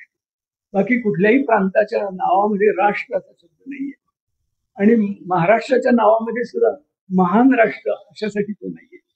राष्ट्र हे भारतवर्षच मोठं झालं पाहिजे, पण त्याची चिंता कोण करणार? नादिरशाहची स्वारी झाल्यानंतर अहमद शाह अब्दालीचं जे आक्रमण झालं त्याचा समाचार कोण घेणार? त्याचा समाचार महाराष्ट्र घेणार. सावरकरांच्या एका भाषणात होतं, शनिवारवाड्यासमोर केलं होतं की जर प्रांत फुटून घेण्याची कोणी काही कारवाई केली तर ह्याच दिल्ली दरवाज्यातनं पुन्हा महाराष्ट्र फौजा पाठवेल आणि तो त्यांना असं दुभंगून देणार नाही देशाला. तर हे सगळं त्यांना कळलंय, तो महाराष्ट्र आहे. आणि त्यात सुद्धा सगळ्यात जागरूक असा हा जिल्हा आहे. आणि आज पाहावं तर आपलीच माणसं, आपले दात आणि आपलेच होत, ते समर्थांचा उल्लेख सुद्धा करायला राजी नाही. संत मंडळ म्हटलं की फक्त वारकरी संत मंडळ, समर्थांचा त्याच्यात उल्लेख सापडायचा नाही. हे सगळं आपण कसं सहन करणार? हे आपल्या समर्थांचा स्वार्थाने कुठे टिंडिम पिटण्यासाठी आपल्याला सहन करायचं नाही. पण राष्ट्र उठवण्याचा जो खरा उपदेश आहे त्याच्यापासून वंचित होत आहेत ना मंडळी. सगळा महाराष्ट्र, सगळा देश. आपले गोविंददेवजी म्हणतात की कोणाचंही वाङ्मय पहा, ज्याच्यातनं देशासाठी जगा हा संदेश मिळणार कुणाचं तरी वाङ्मय आहे. म्लेंछ दुर्जन उदंड बहुता दिसांचे माजले बंड, असा आक्रमणाचा उल्लेख करणारा कुठेतरी अवाक्षर तरी सापडतो. तर शिवरायांनी सुद्धा जो उपदेश धारण करावा मस्तकी, असा दुसऱ्या कोणाचा तरी उपदेश दिसतोय का? हे शिवरायांनी ओळखलं होतं. संप्रदायाची कागदपत्र बघा, त्याच्यामध्ये शिवरायांची आज 250 पत्र मिळतात. त्या 250 पत्रांमध्ये कुणाविषयी शिवरायांनी त्यांची आम्हाला आज्ञा झाली असं कुणाही विषयी म्हटलेलं. एक शेंडा मोठा नसलेलं शहाजीराजांबद्दल पत्र आहे, पण त्याच्या सत्यतेबद्दल फारच मोठं दुमत आहे. त्याच्यामध्ये शहाजीराजांची आज्ञा झाली एवढं म्हटलंय, पण ते फार वादग्रस्त. पण समर्थांच्या 6 पत्रांना, समर्थ संप्रदायाशी संबंधित अशा 6 पत्रांमध्ये शिवरायांनी स्वच्छ म्हटलेले की यांची आम्हाला आज्ञा झाली. अगदी सही शिक्क्याचे पत्र आहे, असं दुसऱ्या कोणाबद्दलही त्यांनी म्हटलेलं नाही आणि ती आज्ञा आम्ही मान्य केली. समर्थ प्रताप पहा, अष्टप्रधानातली कोण कोण मंडळी अनुकूल होती ती पहा. बाळाजी अवघी चिटणीस पहा. ते घराणं अजूनही कायस्थ प्रभू ही जी उपजाती आहे त्या मंडळीमधल्या लोकांना अजूनही समर्थांच्या उपदेशाबद्दल अत्यंत तळमळ आहे. आपले CD देशमुख ज्यांनी पंडितजींना सुद्धा ठणकावलं होतं लोकसभेमध्ये आणि अर्थमंत्रीपदाचा राजीनामा दिला होता, ते सगळं घराणं हे रामदासी घराणं. त्या घराण्यातल्या शेवटच्या दुव्यांनी त्यांच्या घरच्या मठ होता त्यांचा कोकणामध्ये रोह्याच्या जवळ, त्या सज्जनगडावर त्या मूर्ती आणि कोपरी दिलेली आहे. CD देशमुखांचे सगळ्यात धाकटे जे बंधू प्राध्यापक देशमुख संस्कृतचे होते, त्यांच्या पत्नींनी समर्थांच्या सामाजिक जाणीवा म्हणून ग्रंथ लिहिलेला आहे आणि तो आमच्या डोळ्यांनीच प्रकाशित केलेला आहे. तर इतकं कशाला, बाळासाहेब ठाकरेंचे वडील प्रबोधनकार ठाकरे शाहूराजांच्या गोटातले होते. त्यांनी सुद्धा 1918 साली life and mission of Samarth Ramdas नावाचा एक इंग्रजी ग्रंथ लिहिलेला आहे. फार सुंदर ग्रंथ लिहिला आहे. समर्थांच्या सगळ्या कार्यकर्तृत्वाचं रहस्य सांगणारा ग्रंथ आहे. त्याचं शब्दशः भाषांतर आम्ही तयार केलंय, पण अजूनही तो ठाकरे कुटुंबियांच्या अधीन आहे. प्रबोधन काळ जाऊन अजून 60 वर्ष झाली नाही म्हणून आपण थांबलोय. पण त्याच्यावर दुसरं एक पुस्तक त्याच्या गुणगौरवाचं किंवा त्यातले महत्वाची वाक्य सांगणारं किंवा त्याचा समाचार घेणारं, रसग्रहण करणारं असं एक पुस्तक सध्या तयार होते. तेव्हा महाराष्ट्रात इतकी चांगली चांगली मंडळी समर्थांच्या ह्याच्यात असून सुद्धा आज ही उपेक्षेची आपण हे सगळं यातना सहन करतोय, ती यातना सहन होता कामा नये. पण त्याच्यासाठी कार्ययुक्त म्हणून त्याच्याशिवाय दुसरा काही उपाय नाही. ती प्रेरणा ह्याच चरणाकडनं आपल्याला मिळणार आहे. पण त्यांच्या चरणापाशी हटून बसलं पाहिजे की अशा काही युक्त्या आम्हाला सांगा की ज्यांनी महाराष्ट्रात या खऱ्या सद्धर्माची जाणीव होईल, महाराष्ट्रामध्ये धर्मस्थापनेचं महात्म्य लोकांना कळेल. सावरकरांनी जी शिवरायांवर उत्तम हे प्रभो शिवाजी राजा त्याच्यात त्यांनी एक हे घातलंय की दे मंत्र पुन्हा जे दिले समर्थे तुझला. तर ते मंत्र जे समर्थांनी शिवराय तुम्हाला दिले ते मंत्र आम्हाला सांग. तसं आपण समर्थ चरणापाशी आपल्या भक्तीचा अधिकार असेल तर आपण अडून राहिलं पाहिजे की समर्था आम्हाला तो मंत्र पुन्हा द्या की ज्यांनी आपल्याला बहुजन समाजाकडे जाता येईल. वास्तविक समर्थांची शिकवण इतकी सर्वस्पर्शी आणि सगळ्या स्तरांना सामाजिक स्तरांना जवळ घेणारी आहे. तुम्हाला माहिती असेल ती जी सवाई आहे, भेटो कोणी एक नर धेड महार चांभार त्याचे राखावे अंतर याचे नाव भजन. दुःख नेदावे कोणाला उंच नीच जरी झाला अंतरात्मा ओळखीला तोची जाणा सज्जन.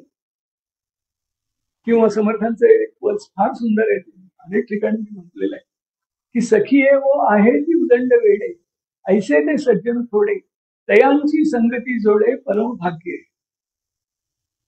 सकळ आता त्या सज्जनाची लक्षणं जे दुर्मिळ आहेत त्या सकळ अंतर जाणे मी पणे हुंबरो नेणे ऐसी आवरुनी प्राणे सांडणे करा. साहती बोलणे उणे हे सगळं जे चाललंय ना ते आपण सहन केलं पाहिजे, पण त्याच्या विरुद्ध उद्योगही सुरू केला पाहिजे. साहती बोलणे उणे न पुसता सांगणे समची देखणे. किती अथांग समत आहे म्हणून. समची देखणे उणे अधिक नाही. अभिमान नावडे धावती दिनाकडे तयांचे जे उकिरडे महालयांचे. यांचे उकिरडे यांना राजमहालापेक्षा श्रेष्ठ वाटतात. अशी करुणा, अशी अनुकंपा आपल्या हृदयाला जेव्हा छेडेल त्यावेळेला हे सगळं होईल. सगळा महाराष्ट्र आपल्याला समर्थांच्या कक्षेत आणायचा तेव्हा आपण सगळ्यांपर्यंत गेलं पाहिजे. ती सगळी आपलीच मंडळी आहेत. समर्थांनी उर्दूमध्ये फकीरांना जो कितीतरी पदांमध्ये जो बोध केलेला आहे ती फकीर मंडळी तरी कोण होती? एकाकडची हिंदूच होती. ती बाटून त्यांना सुद्धा अंतर्गत प्रकाश पडावा म्हणून समर्थांनी ते एवढं कार्य केलं, एवढी पदं रचलेली आहे. तेव्हा तुम्हाला माहिती असेल कल्याण महाराजांचे एक शिष्य हे मुस्लिम होते, वली मोहम्मद त्यांचं नाव. नांदणज म्हणून एक गाव आहे या डोमगाव भूम या परिसरातलं आहे. तिथे ते मुस्लिम असून सुद्धा समर्थांचं मठ होतं त्यांच्या ताब्यात. तर अनेक जातींमध्ये मठपती होते. एवढं कशाला, एक हरिबुवा भोंडवे म्हणून नारायणगावला आहे. तिथले जे बाळकराम नावाचे उद्धवांच्या परंपरेतले शिष्य होते त्यांच्या मैत्री खातात ते नारायणगावला आले. खरे ते पारनेरचे, पण त्यांनी समर्थांच्या अध्यात्म सारणीमध्ये इतकं प्रावीण्य मिळवलं की त्यांनी 19,000 ओव्यांचा म्हणजे दासबोधाच्या जवळजवळ तिप्पट नाही 2.5 पट ओव्यांचा अप्रतिम ग्रंथ लिहिलेला आहे. ज्ञानसागर नावाचा 68,000 त्यांचे अभंग आहेत. म्हणजे आपला रामदासी वाङ्मयाचा साठा जो आहे ना, इतर सगळ्या संप्रदायांचं वाङ्मय एका पारड्यात टाका आणि रामदासी वाङ्मय एका पारड्यात टाका. खोली आणि विस्तार दोन्ही दृष्टीने रामदासी पारडं जड ठरेल. आपले माधव मगाशी सांगितलं राघव कोन्नूरला पाठवले समर्थांनी दक्षिणेकडे तमिळनाडूमध्ये. त्यांचे शिष्य माधव, त्या माधवांनी 1,12,000 ओव्यांचं महाभारत लिहिलेलं आहे. 76,000 श्लोकांचं रामायण लिहिलेलं आहे. म्हणजे दासोपंत जसं आपण म्हणतो तसे प्रति दासोपंत आपल्या संप्रदायामध्ये 3 झालेले आहेत. इकडे गुलबर्ग्याकडे एक संजीवन महाराज म्हणून होऊन गेले, त्यांचे असेच 60च्या वर अभंग आहेत, पण त्यातले फार थोडे प्रकाशित झालेले. तेव्हा इतकं सगळं प्रचंड पूर्व सुकृत प्रचंड साठा आपल्याकडे असताना आपण त्याचा अभ्यास करायचा नाही, ते समाजासमोर मांडायचं नाही. हे समर्थांना आवडेल का त्याचा कृपा करून विचार करा. पण मगाशी यांनी जी शंका विचारली की 1649 म्हणजे शके 1571 याच्या बाजूचे पुरावे. आता मगाशी मी सांगितलं की रामचंद्र पंत अमात्यांच्या हातात राजाराम महाराजांनी सगळा महाराष्ट्र दिला.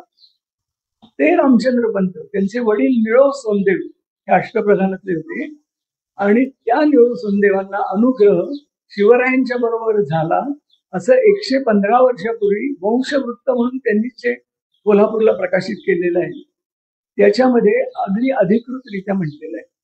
त्यांना मूलबाळ नव्हतं.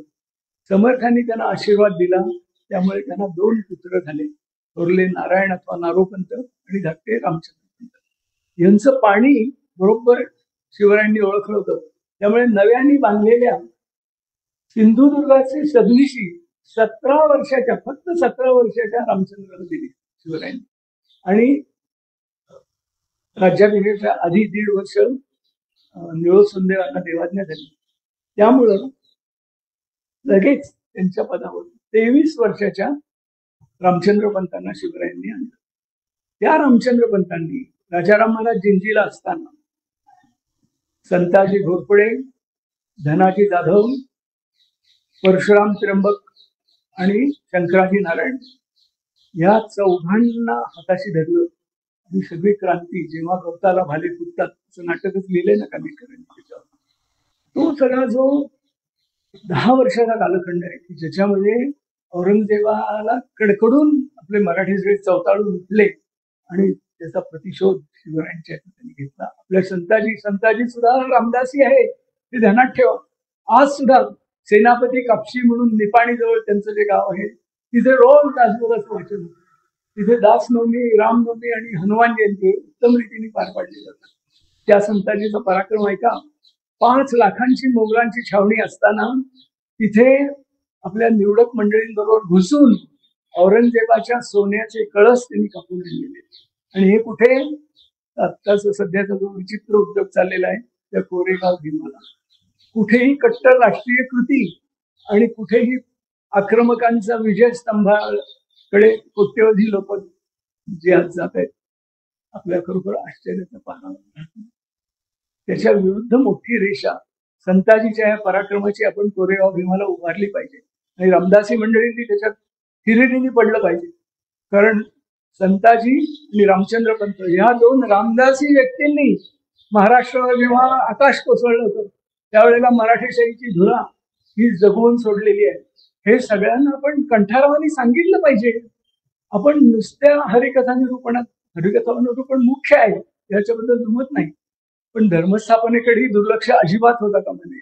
कारण असं आपण दुर्लक्ष पिढ्यानपिढ्या केल्यामुळं आज काळ सोपावलेला आहे.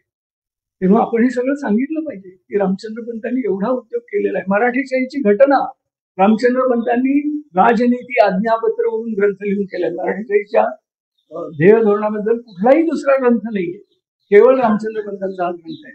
आणि ते रामचंद्र पंत ज्यांची मुंज समर्थांच्या मांडीवर झाली, ज्यांचे आई आणि वडील दोघंही रामदासी होते आणि ते स्वतःही होते, असे रामचंद्र पंत की शिवराय आणि समर्थ दोघांच्या तालमीमध्ये जे तयार झाले होते आणि ज्यांनी महाराष्ट्र तारला, त्यांच्या समाधीकडे आज कोण रामदासी जात आहे?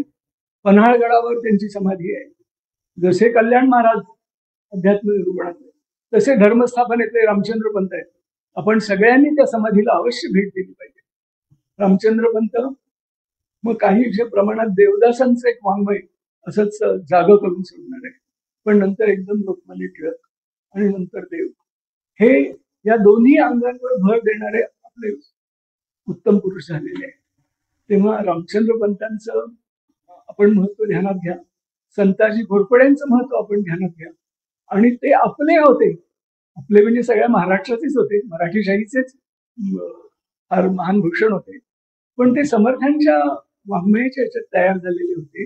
हे आपण सगळ्यांना सांगितलं पाहिजे. ही जागृती आपण करून सोडली पाहिजे.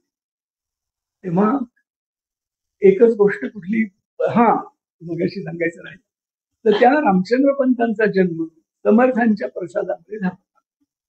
आता राज्याभिषेकाच्या वेळेला रामचंद्र पंत अष्टप्रधान सगळीकडे उभे होते. तसेच दधी कलश तांब्याचा घेऊन शिवरायांची जोड होती. त्यावेळेला ते 23 वर्षाचे होते. त्यांचा जन्म 49 साली जेव्हा त्यांच्या वडिलांना अनुग्रह झाला त्यानंतर 1-2 वर्षातला आहे. यावरून जाणं की तो अनुग्रह 1650च्या आधी असला पाहिजे, हा एक तार्किक पुरावा झाला. पण आता जर समर्थ प्रताप पाहिला, त्याच्यात सरळ चक्क लिहिलेले आहेत, 2 प्रती आहेत त्याच्या, की समर्थ हे अफजल खानाशी मारविले असं एका प्रतीत आहे. दुसऱ्या प्रतीमध्ये समर्थ हे अकारपूर्वक ज्याच्या नावाच्या आधी आहे अशा यवनासं मारविले असा पुरावा आहे. तेव्हा अफजल खान झाला म्हणजे 1658, म्हणजे तेवढं मागे गेलं. आता आपल्याला त्याच्याही आधी 9 वर्ष जायचंय. त्याला पुरावा म्हणजे चाफळचं मंदिर होण्याच्या आधी शिवरायांनी तयारी दाखवली होती. आता ही सनद जी आहे ना, ती त्यातलं अक्षर काना मात्र सत्य सत्य आणि सत्यच आहे. फक्त तिची मूळ प्रत मिळत नाहीये. पण ती मराठीशाहीचं एवढं अग्नितांडव झालेलं असताना कुठे मिळणार. पण त्याच्या नकला मात्र फार लंडन पर्यंत, लंडनच्या जमादारखान्यात सुद्धा त्याची प्रत आहे. हे नुकतंच जगजाहीर झालंय. पेशवे दप्तरामध्ये म्हणजे मराठ्यांच्या आर्काईव्ह मध्ये त्याच्या 8 प्रती आहेत. आमच्या धुळ्याला 4 प्रती आहेत. चाफळ दप्तरात आहेत. तेव्हा इतक्या प्रती ज्याच्या आहेत, तो काय कोणी कट केला होता ना की असं फोर्जरी करून असं हे करायचं. त्याच्यात पहिलंच वाक्य आहे की तुम्ही मला कृपा करून सनाथ केलं आणि मग पुढे सगळं आहे की कुठेतरी श्रींची स्थापना व्हावी, शिष्य शाखा दिगंत विस्तारावी, या यांनी आपल्याला विनंती केली, त्याप्रमाणे सगळं झालं वगैरे वगैरे. तेव्हा त्या सनदेमधलं प्रत्येक अक्षर काल सुसंगत असंच आहे आणि ते तसं आहे हे आपण सगळ्यांना सांगितलं पाहिजे. सनदेची मूळ प्रत सापडत नाही म्हणून ती निकालात निघाली असं होत नाही. तेव्हा अशी अप्रत्यक्ष अनेक प्रमाणे शिवरायांना जे पत्र पाठवलेले आहे त्यातली शेवटची महत्वाची ओळी कुठली आहे? तुमचे देशी वास्तव्य केले परिवर्तमान नाही घेतले. म्हणजे वर्तमान घ्यायला पाहिजे अशी अपेक्षा समर्थांच्या मनामध्ये होती. का होती? त्यांच्या वडिलांनीच त्यांना सांगितलं होतं की हे आपल्या ह्या कार्याच्या दृष्टीने यांचं सगळं आहे त्याच्याकडे कुठल्या नशिबाच्या दुर्दैवामुळे तुमचं दुर्लक्ष झालं. तुमचे देशी वास्तव्य केले 1644 साली परिवर्तमान नाही घेतले ऋणानुबंधे म्हणजे नशिबामुळे विस्मरण झाले काय निर्णय असं लिहिल्याबरोबर शिवराय धावत आले तिथे शिंगणवाडीला. शिंगणवाडीचं हे जे स्थान आहे ते पहिल्या भेटीचं स्थान नाहीये, ते अनुग्रहाचं स्थान आहे. तेव्हा पहिली भेट त्याच्याही आधी घडलेली असणार, कारण शिवरायांचा उद्योग 1644 मध्ये सुरू झाला होता आणि समर्थ नेमके त्याच वेळी इथे आलेले होते. तेव्हा आणि तुकाराम महाराज 49 साली गेले. त्याच्या आधी तुकाराम महाराजांचे ते अभंग आहेत की राजा तू त्यांच्या चरणी लाग, तिथे तुझं काम होणार आहे. तेव्हा हा सगळा विचार करता ह्या सगळ्या पुराव्यांकडे, परिस्थितीजन्य पुराव्यांकडे दुर्लक्ष करायचं आणि ऐतिहासिक कागदपत्र नाही म्हणून त्याला नकार द्यायचा, हे कुठलं शहाणपण आहे. आपण हे सगळं मांडलं पाहिजे लोकांसमोर. आणि सुद्धा कितीतरी पुरावे. बरं, आणखीन काही विचारायचं असेल कुणाला काही विचारायचं असलं तर विचारा, बोला, किंवा काही प्रगट करायचं असलं तुम्ही याचा खरोखर विचार करा आणि आपल्या शंका काढा, त्या एकमेकात सांगा, बोला त्याच्यावर. पण तुमच्या इथे निश्चय झाला पाहिजे, पक्का निश्चय झाला पाहिजे. तिकडे काका आहेत संध्याकाळपर्यंत, आपण त्याला प्रत्यक्ष भेटू शकतो आणि आपले प्रश्न विचारू शकतो. बरं, मी आता समर्थांची प्रार्थना करतो. थोडी काही सांगशील? एक जनगणमनाच्या चालीवर एक समर्थांची प्रार्थना केलेली आहे, ती आपण म्हणूया.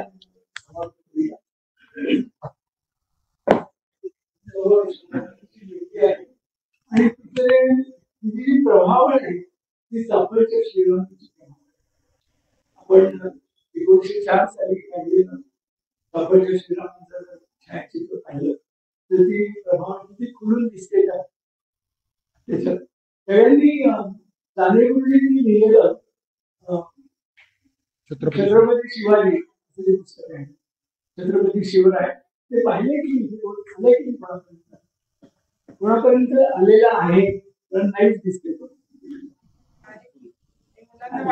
हा मुलांना वाटते त्याच्यामध्ये ती प्रतिमा दिली बघा सापडच्या श्रीरामांची आणि या प्रभावाची तर त्यांच्या चरणी आपण करूया जनगुण मन अधिकार जय हे महाराष्ट्र धर्मोधर्या विवेक साक्षी विराग धर्या अखंड सावध धर्या दौष्टिक्य दौर्बल्य करंत्य हरत्या अचूक यत्न पूजित्या प्रयोग करत्या अभिमोपासनोद्गात्या श्रीराम सद्गुरु चरणी विलयित्या विमल ज्ञान बोलवित्या शिव भीम कल्याण वेळा दिनकर उद्धव शिष्य उद्धरत्या धर्मयोग अधिष्ठात्या राज्य रामाच्या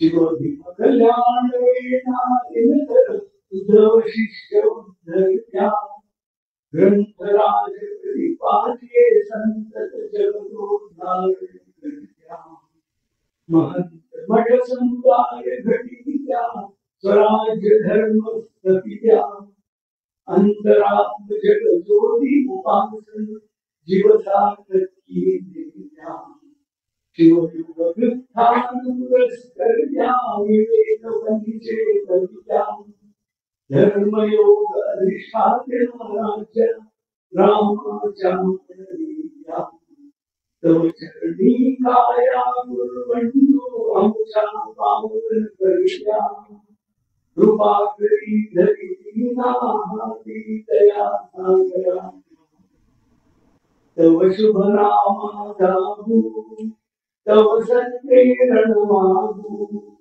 गाऊ तव जय राम जनगुण मन हितकारक जय हे महाराष्ट्र भाग्य विधाते जय हे जय हे जय हे जय जय जय जय हे समर्थ राष्ट्र की जय